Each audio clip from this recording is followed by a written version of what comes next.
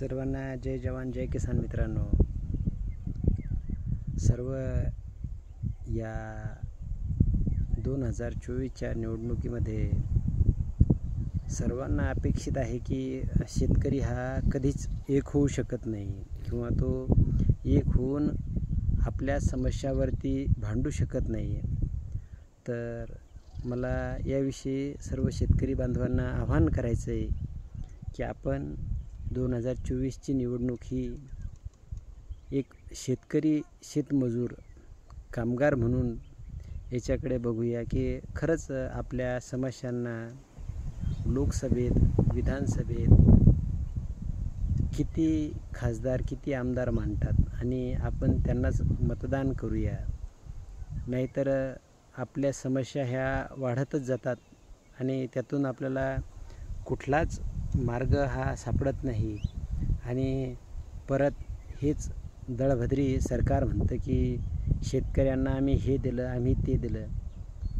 एक रास्त भाव हा शेतकऱ्यांना देण्यासाठी हे सरकार बांधील नाही आहे आणि गोष्टी सांगतं की आम्ही एवढ्या योजना राबवल्या, तेवढ्या योजना राबवल्या आणि प्रत्यक्षात मात्र शेतकऱ्यांची पिळवणूक ही मागच्या सर्वच सरकारांनी करत आणलेली आहे।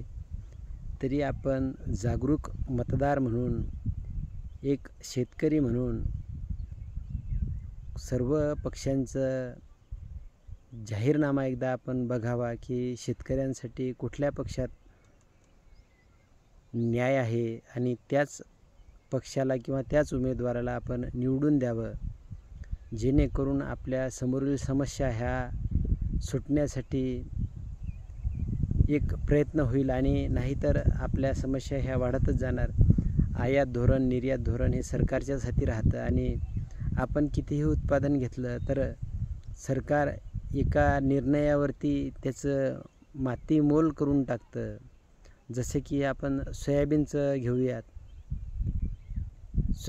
एकेकाळी सोयाबीन ही 8 आणि 10 हजारापर्यंत पोहोचलेली सोयाबीन आज 4 हजारावरती येऊन ठेपलं आहे। खरं सांगा, आता खर्चही वसूल होत नाही आहे आणि आपल्याकडे दुसरा कोणता पर्यायही नाही आहे। सरकारचं एक धोरण शेतकऱ्याची कशी माती करतं हे आपण या सोयाबीनच्या आयात, पाम तेल आयातीच्या धोरणावरती ठरवू शकतो। त्यानंतर विदर्भातील संत्रा उत्पादक शेतकरी यावर्षी मातीत मिसळवला।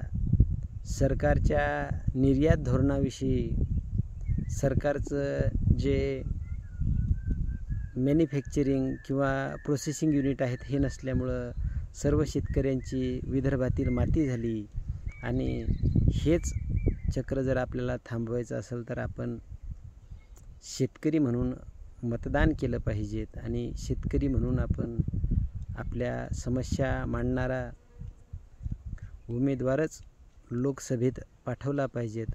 सर्वांना क्रांतिकारी जय जवान जय किसान। मी संदीप मिटकरी आपली रजा घेतो। धन्यवाद।